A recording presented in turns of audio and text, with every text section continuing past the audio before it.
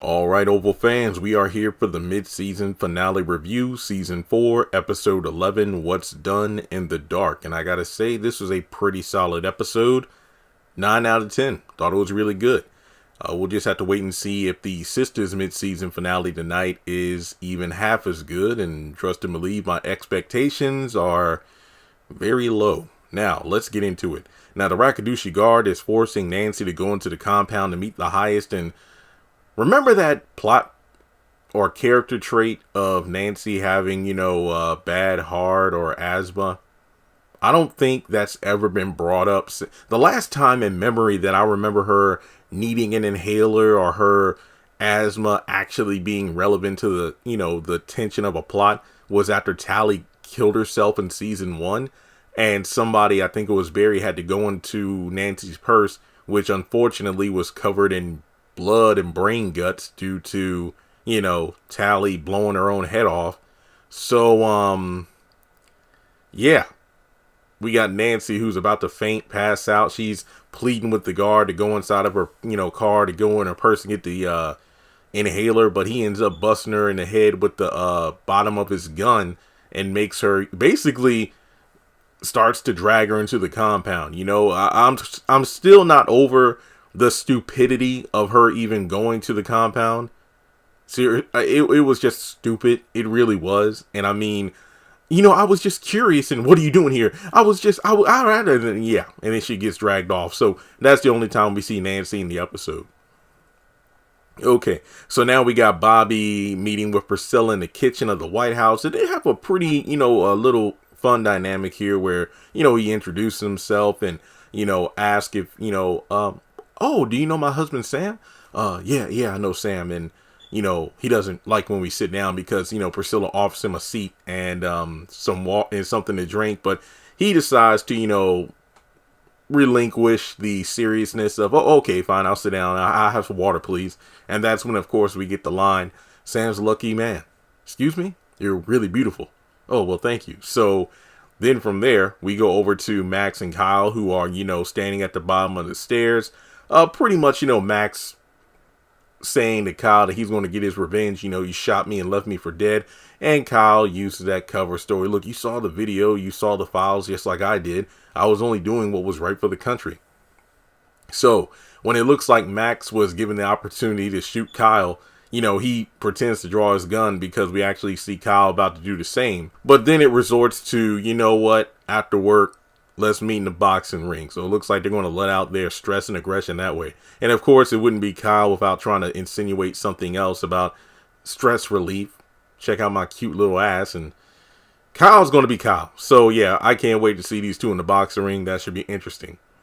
All right, so over at the pharmacy, Lily is feeling a little bit better. And Kareem once again, tells Lily about the seriousness of the situation. He doesn't know the whole thing, but he's seen this kind of thing before. Like, look, my mom, she's in a bad relationship herself. So, if you need to talk with anybody, let me tell you about this group because, they can actually help you out and help you disappear. And then Lily mentions, I'm not being abused. I think that's what she said. I'm not being beaten. I'm being tortured by my husband, who is a powerful man. And he only wants me as arm, decoration because he's into men. And he's like, Lily. And I did like this one line had me going, okay, Kareem, I like the way you say my name. And I'm like, oh, okay. Damn, Lily. Damn. All right. But in any case, I think Kareem gave her his phone number. Like, look, Lily, if there's anything I can do, if you're ever in trouble, give me a call. And then Lily leaves. And then Sharon and Dale arrive and they're a bit late. And Kareem is being an ass, but I guess it's partly due to, seeing Lily being a victim of some sort of abuse and he feels helpless to do anything about it. So as usual, he's taking out his aggression on other people. But really to just skip past most of this because it's the same old stuff with Kareem asking Sharon about Barry and all this other crap. But essentially, Dale goes up front to help the customers and Sharon tells Kareem to go home because, look, you've been here all night. We just got here. We'll take over for the day. You go home, get some rest. But he doesn't want to do it. He decides to go back to the back office and do some more work. And while Sharon and Dale talk about the Kareem attitude, they both realize that, hey, the woman that just kind of looked like she was struggling to walk out of here, didn't she look familiar? So, maybe that'll be a plot point in the future. Also, Kareem learns about Lily getting shot, and that's why another reason why he's freaking out.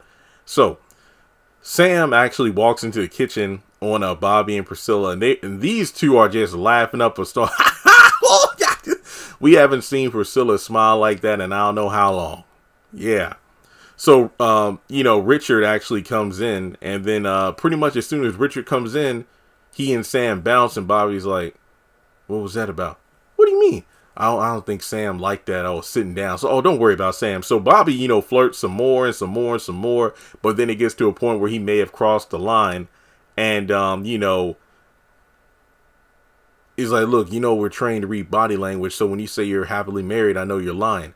But then Priscilla makes it clear that, hey, respect the ring. Bobby, you don't have any chance. Okay, I'm sorry. They ain't going to stop Bobby because, hey, he's Bobby, baby. He gonna try to get it because he even complimented her body and stuff like that. Oh yeah, yeah. We're gonna get it. We're gonna get it.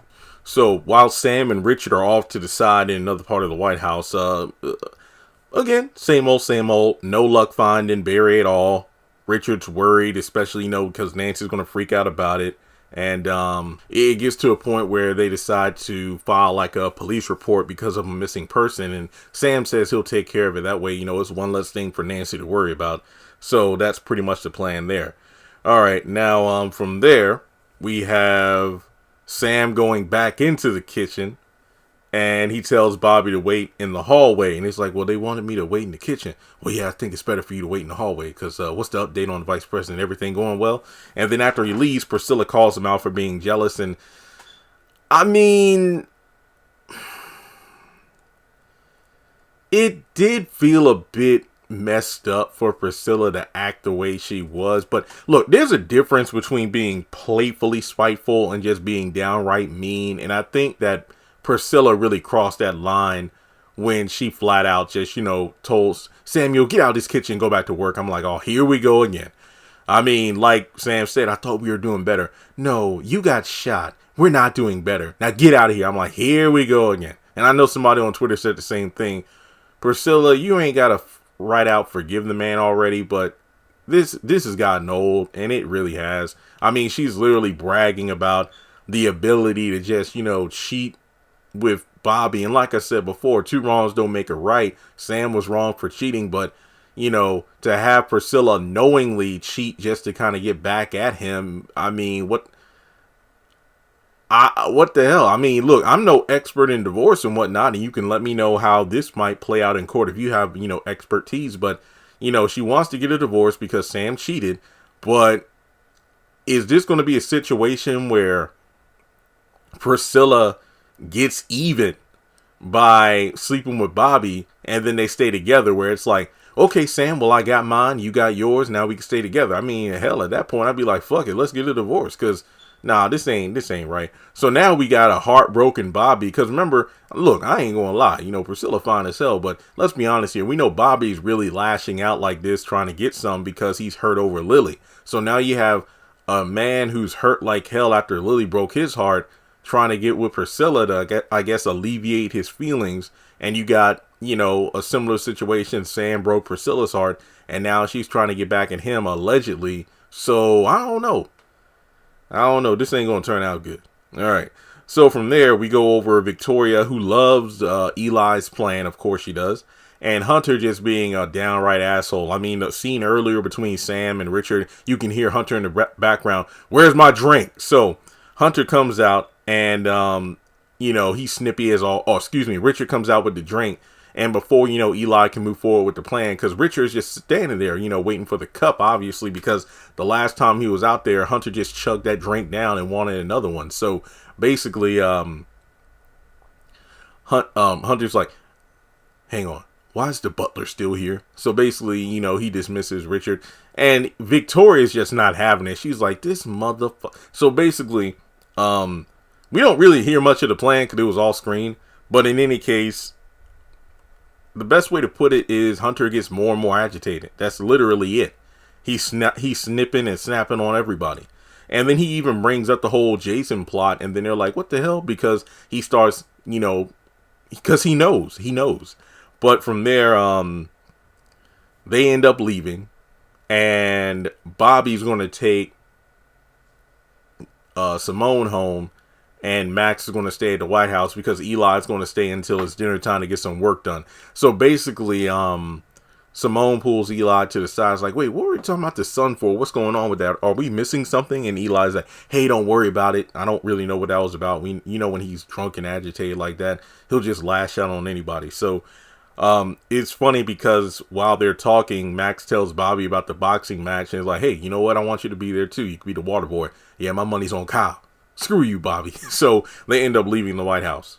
So finally, Sharon convinces Kareem to go home and get some rest. And, he, again, it's about the Barry shit. And she's like, look, I'll go home, but I wish you were coming back with me.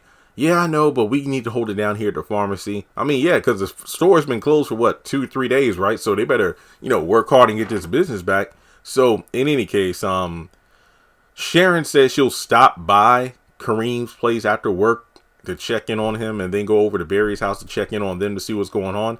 And man, if she does go over there, ain't nobody going to be there but Richard, because Nancy, ain't no telling how long she's going to be at the compound.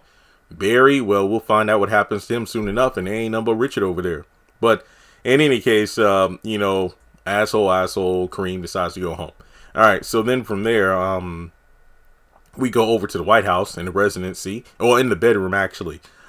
Victoria and Donald go in there and talk with Hunter because, Victoria's pissed off. This plan they put together was about to fall apart because of Hunter, and they confront him about it. But basically, he knows about the foul play with Jason.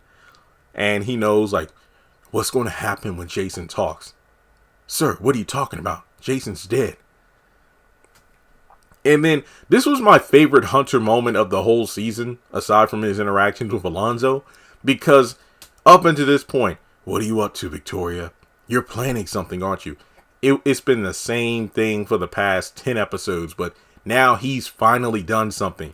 He hands over, the autopsy, the toxology report. And yeah, the medical team, they actually found whatever the hell Victoria injected, quote unquote, Jason with. So now it's known that he was murdered as opposed to died of natural causes. On top of that, they look through the papers like, wait, what the hell is this? What's going on? Look at the first line. Who's this person? Jason got switched at the hospital. That's the person you actually killed. Young boy around the same age as Jason, biracial as well, had cancer. And yeah, he's just sitting there like, okay, Victoria, now you're asking the right questions. Where's Jason? And Hunter's just sitting there like, hey. The whole show for the past 3.5 seasons, y'all been getting on me for doing this, for doing that, for, about to blow the cover all over this entire administration. But y'all have done the biggest fuck up of all. So, and I'm not going to lie. Look, trust and believe, Hunter ain't do shit but mess stuff up. But Victoria and Donald, they just took it to the next level. I mean, the whole funeral for Jason is going down right now. Everybody thinks he's dead, but if he comes back from the dead and runs his mouth, it's a wrap. All right. So Alan gets home from work and he finds Jason in his bed. He wakes him up. He's like, yo, what the hell are you doing here? You're supposed to be dead. And it's kind of weird because on the sisters, after the whole situation between Jonah and Danny, and Jonah doesn't have a scratch on him, I feel like Tyler must use the entire makeup budget to work on Jason, because this boy's face was so damn purple, I couldn't tell that was Jason. I thought it was Barney the flipping dinosaur for a second. This guy looks like he has a freaking skillet frying pan on one side of his face. Good Lord. I didn't know it was that bad. I mean, maybe because the cabin was dimly lit more often than not, because it was nighttime or shadowy. But yeah, I think they overdid it with the makeup here. But in any case, Jason wants Alan's help because, oh, you're my friend. And then when Alan's like, look, I'm going to call the chief of staff because, the world thinks you're dead. Your funeral is going on right now. What the hell's going on? Look, you can't call him because they tried to kill me and they switched me out of the hospital. And then Alan ain't hearing it. But as soon as he's about to reach for his phone again, Jason pulls out a gun. And then we get the whole, psycho. Oh, yeah, well, you're not my friend, Alan. Remember when you hit me upside the head with the guitar? I'm sorry about that. Are you sorry? Are you sorry because I have a gun in my hand? It kind of reminds me of Syndrome from The Incredibles when he beats the crap out of Mr. Incredible when they first met. And he's like, Buddy, my name's not Buddy. And it's not Incredible either. Look, I'm sorry. Oh, now you're sorry because I have power now that I'm a threat. But in any case, he's like, well, I wasn't going to hurt Ellie. Sure, I was going to kill her maybe, but that's it. And that's pretty much it. But he does end the scene with a pretty badass line. Hey, Alan, if everybody thinks I'm dead, who's going to figure out who actually killed you? And I'm like, you know what? That's actually a pretty badass line. I ain't going to lie. That was pretty sick. All right. So from there, the final scene, Kareem gets home from work, goes to the fridge, gets something to drink. Really reminds me of Alan. Like, these people both get home from their stressful jobs. And they go into their bedroom, and then they find somebody on their bed. And in this case, it's Barry who's dead. And yes, that is Barry, and he is confirmed dead by the actor. So that's the end of the episode. Now, this is how you do a fucking mid-season finale. This was good. This was good. This was good. This was good. Like I said, the reason they get a full-on 10 out of 10 is the carryover from the stupidity of Nancy going to this compound to begin with. And then, of course, Priscilla just right back to acting like she was before. But other than that, it was a pretty damn good episode.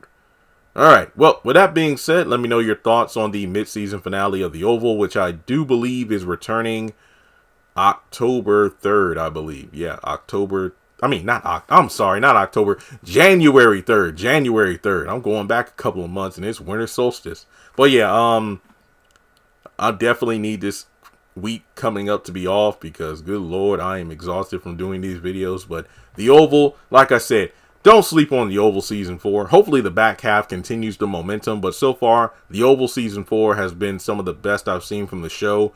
And I just hope it continues into, Season 5. But with that being said, let me know your thoughts on the episode.